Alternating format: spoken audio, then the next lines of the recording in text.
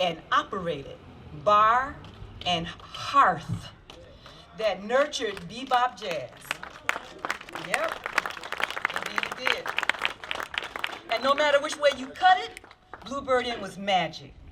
Its significance to Black history and culture is both sonic and social. So we are here to commemorate starting this Bluebird Inn rehabilitation work. We preserve, we celebrate, and advocate for Detroit music and our incredible history. And when we say we are actually Detroit Sound Conservancy, I include all of you. You are all part of the Conservancy because it's nothing but community putting its minds together to solve a problem. What has been the process of acquiring the Bluebird Inn and just beginning the process of restoring the venue? We were able to purchase the Bluebird. And at that point, we just fundraised to make sure it wasn't demolished on a demolition list. And then we got historic designation for it, so it could never be torn down in case our money came in slower than it was supposed to. And now we are rejoicing and we are so happy that we have enough to open it in 2024. You're familiar with the Bluebird Inn and the history of it. What does it mean to you to have this renovation of the Bluebird Inn right here in your community? It means a lot because people are moving back into the neighborhood, and it's a good starting point to rejuvenate the area and maybe start up some other businesses right around the area that have been closed and moved out.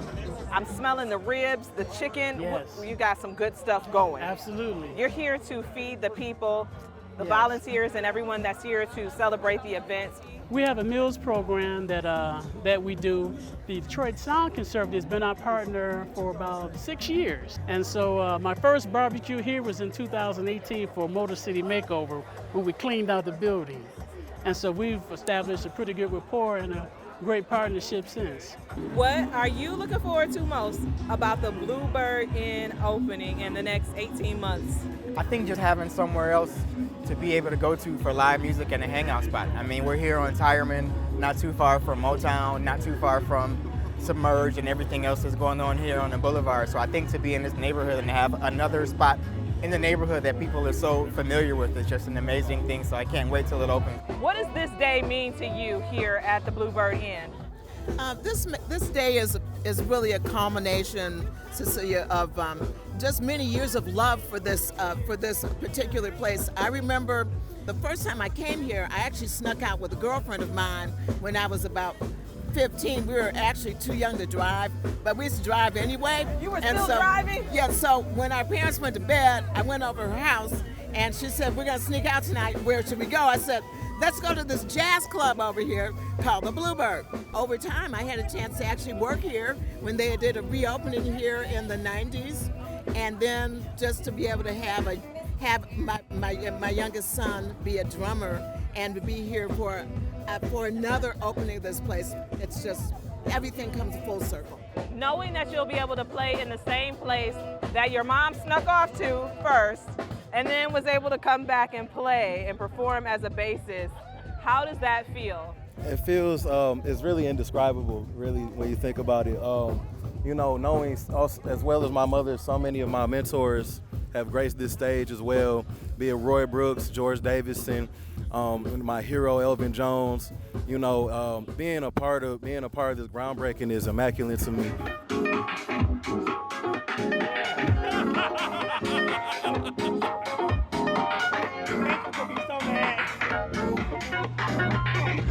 How has the Detroit music community nurtured you as a musician? I think there's this spirit of mentorship that isn't talked about enough. There are so many people that care about Detroit's history and legacy. You have to bring up that next generation to be able to show them the importance of where music came from so that they understand where music is going. Being the next generation of jazz and continuing to carry the torch, what would you like to impart on the future of jazz? Wayne Shorter has a quote that really stuck with me when someone asked him what he thinks jazz is, and he said, "Jazz is like a bumblebee, and it pollinates every other form of music, and it tells them to stay creative, stay fresh, never stagnate, and that's my greatest hope. I am happy that Detroit Sound is dedicated to learning and education, because that piece of music is the part that translates to multiple generations. So thank you. And we look forward to bringing this project to you in this neighborhood and seeing you all again next year when we will be doors open. Watch One Detroit, Thursday at 7:30 p.m. You can find more at onedetroitpbs.org or subscribe to our social media channels and sign up for our One Detroit newsletter.